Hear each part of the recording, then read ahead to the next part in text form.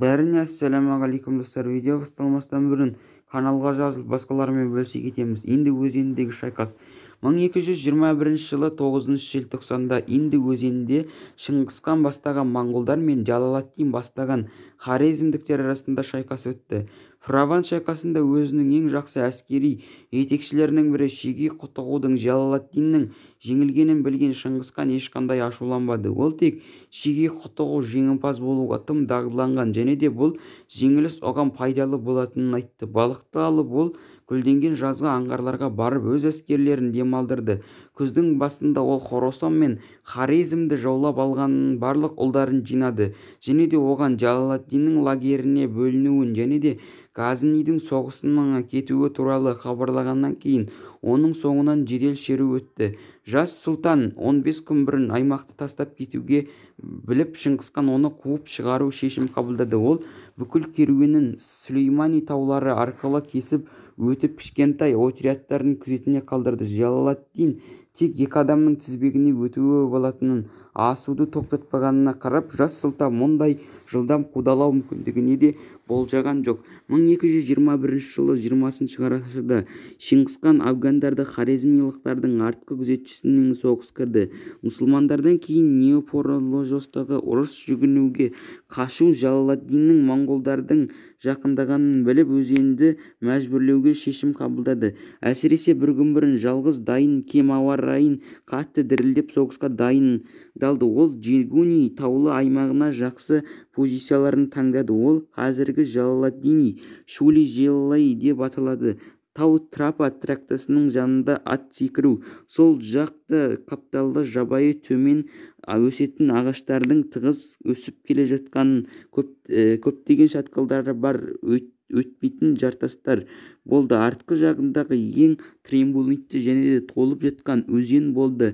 Инді бұл қапталы тыл туралы алаңдауға мүмкіндік берді, бірақ шегінуге табиғи кедергі жасады. Мұхаммедтің ұлы басқарған әскери кішкентай керуен мен лагерді қамтып, жартай салық қанаттары өзенге тіркелді. Шыңғысхан өз әскерлерін үш бөлікке бөліп, өзі ең тәжірибелі жауынгерлерінің корпусымен резервте тұрды. Жалалаттиннің әскерін моңғолдар бірнеше сызыққа кенелерге салып өзенге қарай басып алды. Таңертең шабуылға сигнал келді. Моңғолдар хорезм әскерлеріне қарай жүгірді. Алайда бұлттар кездескен жебелер қайта құруға үшін кетуге мәжбүр болды. Жалалаттин тағы да жаңа шабуылға дайындалуға мүмкіндік бермеді. Күтпеген жерде моңғолдар даланың әдеттегі тактикасын қолдана отырып шегінді. Алайда хорезмдіктер қудалауды тез тоқтатып бастапқы позицияларға қайта оралды. Шыңғысхан басқа корпусты алға лақтырды. Алайда бұл жолы да оқиға қайталанды. Мыңдаған адамнан айырылған моңғолдар қайтадан кетіп қалды. Ал Жалалаттин тағы да қудалануды тоқтату туралы сигнал бере алды. Сондықтан жаңа моңғол әскерлері 15 күн кесіп тастауға және де жаңа шабуылға тойтарыс беруге кедергі жасай алмады. Хорезмдіктердің әдеттегідей қабылдауға болмайтынын белгілі болды. Үшінші рет Шыңғысхан жас корпустың негізгі соғысқа Жалалаттиннің оң қапталын шоғырландырды. Өз жауынгерлеріне хорезмші әскерлерінің жауынгерлік тәртіптерін бұзу міндетін қойды. Енді моңғолдар шегінбеді. Моңғолдар сандық артықшылығы әсіресе өте бастаған ауыр шайқас басталды. Қорғаушыларының оң қапталы біртіндеп өз позицияларынан тапсырды. Шыңғысхан өз әскерлерін тағы бір рет отрядтарын ұрысқа тастады. Бұл жолы қарама-қарсы қапталда қазіргі мұсылмандардың екі қанаты құлай бастады. Алайда олардың шегінген жері болмады. Құтқарылу жолында болмауы хорезмдіктердің жаңа күштері берді. Сондықтан моңғол корпусы қатты шайқаста басталды. Осы кезде Жалалаттин күтпеген жерден қарсы шабуылға шығып, моңғолдардың үшінші корпусын қиратты және де мыңдаған екі жақсы жауынгерлермен бірге Тимур Мәликпен бірге Шыңғысханның бастаған кірді. Енді ұрысқа Шыңғысханның оқиғалары кірді. Жағдай қиын болды. Хорезмдік хорезмдіктердің сол қанатын басқарған Амин-аль-Мүлк ұрыс барысын өзгертіп жауды Багонийді итеріп жағдайды текетіреске бастады. Джалаладдин өзінің таңдаулы жауынгерлерімен бірге ең үлкен жаулап алушыға қауіп төндірді. Ол шегінуге сигнал беруге мәжбүр болды. Кенеттен хорезмдіктер сол қапталдың тылына тау сілкімелерінің бас жағынан моңғолдардың тағы бір корпусын пайда болды. Бұл Шыңғысхан алдын ала өтпейтін таулы мен жартастар арқылы жіберген түменнің қалдықтары еді. Көптеген жауынгерлер қиын асу кезінде қайтыс болды, немесе артта қалды. Алайда ұрыс алаңында жеткен отрядтар қажетті нәтижеге беріп қана қоймай, сонымен бірге өте күшті болды.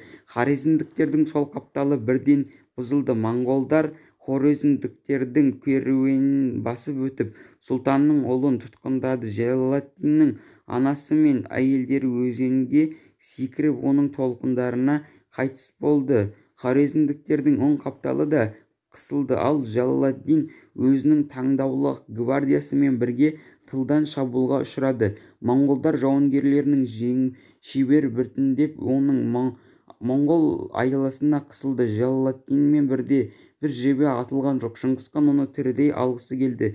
Дегенмен моңғолдар тіпті жас қолбасшыға жақындай алмады. Тіпті оған тірідей ала алмайды деген әсер пайда болды. Сұлтанмен бірге қалған 800 тыңдалған жауынгер керемет жауынгерлікте бірлік болды. Хорезм шахтың өз арыстаны сияқты соғысып, қазір өзеннің тыс негізгі күштерін кетуін жауып тастады. Шыңғысхан өзінің барлық жауынгерлерін жинап, жеке күзетшілер жасағын Джалаладдинге бірнеше рет шабуыл жасағаннан кейін Хорезм гвардиясының қарсылығы бұзылды. Түске қарай Хорезм шайқасының ақыры жоғалғанын түсінді. Жаңа атқа секіріп, оны моңғол жүйесінің ортасына бағыттады. Содан кейін найза мен қылышпен аман қалған күзетшілер жалаңаш жүгірді. Моңғолдар хорезм жақты не ойлағанын қайтарды. Атты ашып, каптанын лақтырып, ол индыға секіріп, оған 7,5 метр биіктіктен жүгірді. Ер-тоқымын шықпай артындап, қалқының және де қолында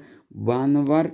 Біраз уақыттан кейін Джалаладдиннің арғы бетке толық қару жарақпен пайда болды. Мұны көрген Шыңғысхан оны соңынан еруге жиналған жауынгерлерін тоқтатты. Кімнің үлгі алу керек дейді ол ұлдарына. Әскери өнер тұрғысынан алғанда Шыңғысхан мен Джалаладдиннің арасындағы шайқас, атап айтқанда ұрыс алаңында дұрыс таңдаған кезде қарама-қарсы әскерлердің саны шешуші болмауы мүмкін екенін айқын көрсетті. Екі қолбасшы да мұны жақсы түсінді. Сондықтан соңғы хорезм шах алдын ала таңдалған позицияның артықшылығына еге болып Шыңғысханның өзіне қарсы тұруға шешім қабылдады. Моңғол қолбасшысы бұл жерде қарапайым күшпен алдауда күте болмайтынын түсініп, өте қауіпті маневр жасап, жауды айналып өтпейтін жер арқылы жіберді.